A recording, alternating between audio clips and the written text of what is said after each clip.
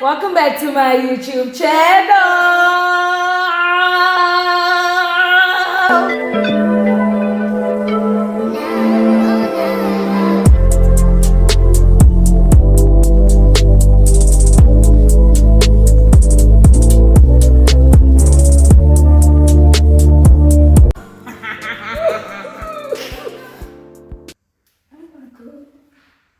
Welcome back to my YouTube channel. If you are a new subscriber, welcome.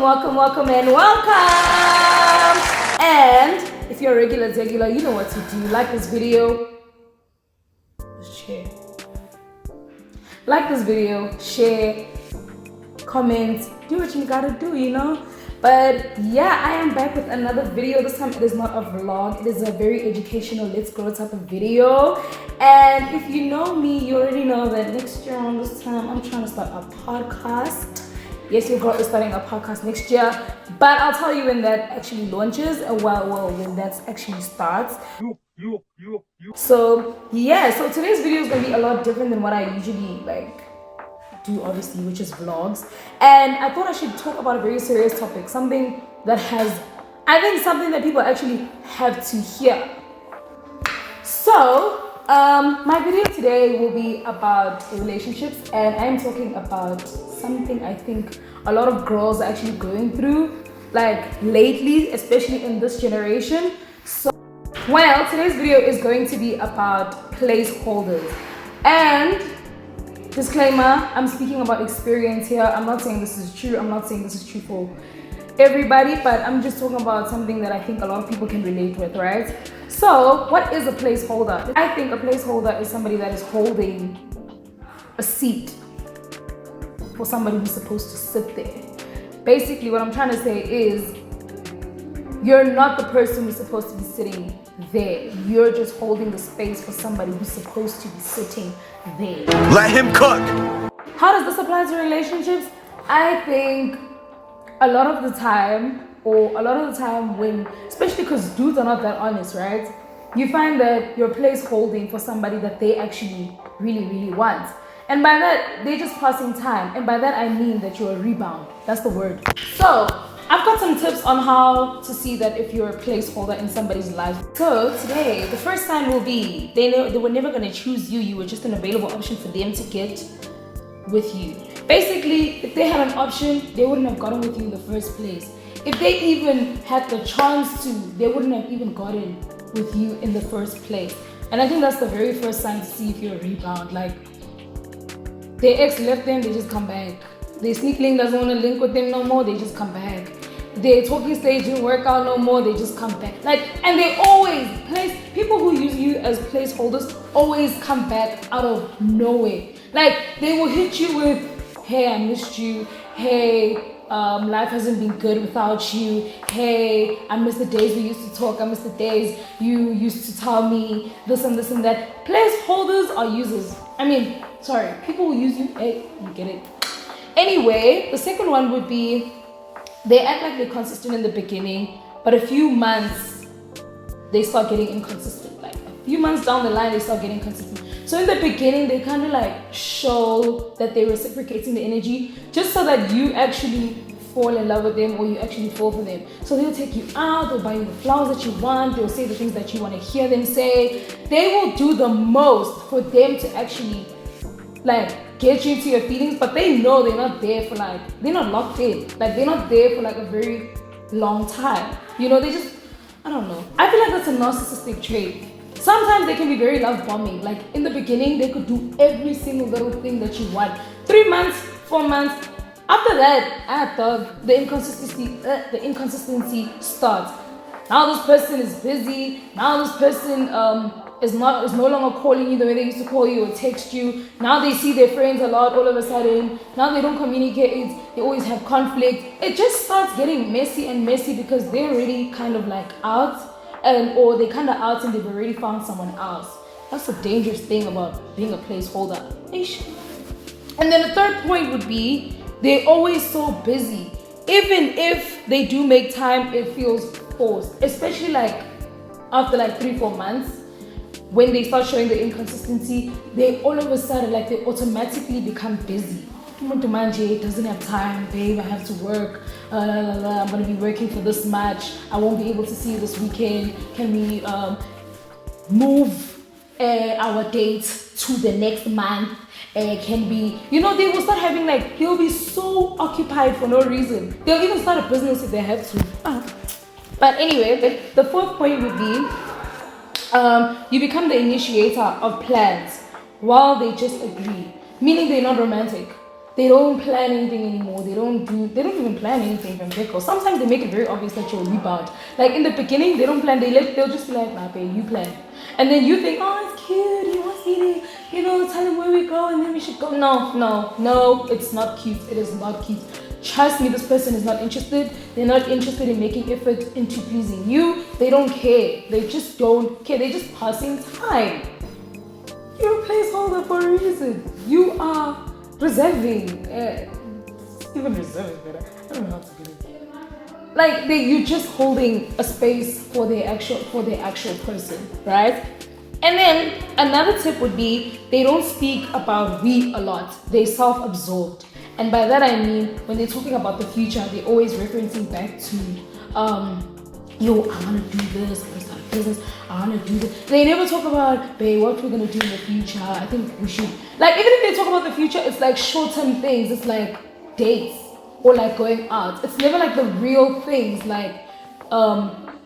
So they're not too invested about the relationship. I think in future we should learn how to communicate.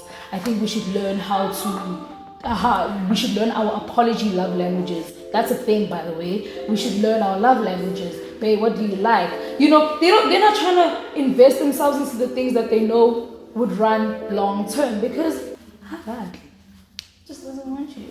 They don't want you. And then the sixth tip would be, by the way, these 9 points. Okay, so the sixth point is at times they don't respect you, they don't treat you with care. It's either sometimes they'll talk badly about you, especially to their friends, talk badly about you to their friends, right? Or they allow their friends to talk badly about you, they won't stand up for you, or they're not even keen to, I don't know how to put it, but they don't respect you as much. Especially if you guys are going through conflict. If you're a placeholder, you'll know this. If you guys are going through conflict, this person will literally not reassure you the way you need to be reassured, or they won't see the wrong in the things that they're doing. So they kind of gonna be gaslighting or manipulating you to thinking that you're crazy. So most of the time, placeholders will experience manipulation and gaslighting at its highest form. You will be gaslighted like crazy. And then another point would be placeholders are good at not posting their partners. I mean, not placeholders. Why do I keep saying? Let's name the person who's using the placeholder CEO. Yes, the CEO is very good at not posting their partners because you'll find them saying things like, I don't want people in my business. I don't want a lot of people. What is it they want to have? Oh, it's too early. They like saying that, especially when it's 3 months. I don't know what's too early, but they'll be it's too early to be posting about it. We're not sure if we're going to get locked down like that. I don't want people to be in my business. I don't want people involved or to involve themselves in a relationship. That time, the people that they're referring to is another hand. Is another hand from Instagram that's DMing him. Oh, I get so annoyed by lies like this. They will not post their partners. Not unless it's a narcissistic trait that they have, love bombing, and then they'll post you stuff. The sun is burning, right? But not unless they're narcissists, like I said. But in most cases, they don't post you because they don't want the world to see what they don't love anyway. You know what I mean? So if you're a placeholder and your partner doesn't post you and they're always using lines like, I don't want people in my business, I don't want it's too early, cut. I don't know what's too early. If a man wants you, he wants you. And then we have another one. Well, it's the two last points. It says, when you're the placeholder, you feel like everything is forced. You will feel like you're the one putting in the effort more than the other person. You'll feel like the energy that you're giving is not being reciprocated, or even if it is, it's not reciprocated the way that it has to be. As a person, you'll know, when you know, but when you know, guys, forgive me for the sound. Like, it's just today, at least my tongue was not showing like the other videos. So yeah, everything feels forced. Like their time, they'll ask you to make plans. They won't reassure you as much. Like you'll find yourself asking for the bare minimum.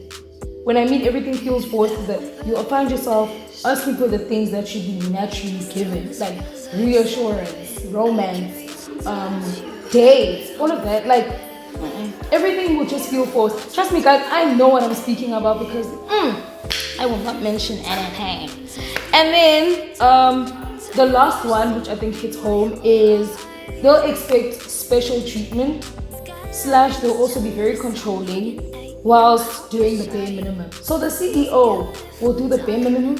They will gaslight you, manipulate you, not be romantic, none of that, and still expect you to be this person who's there for them, who listens to them, who when they say don't wear short skirts, all of a sudden you have to listen, but this guy will not go out with you on dates. You get what I mean? So, well, that was my last point of like identifying the fact that you're actually a placeholder.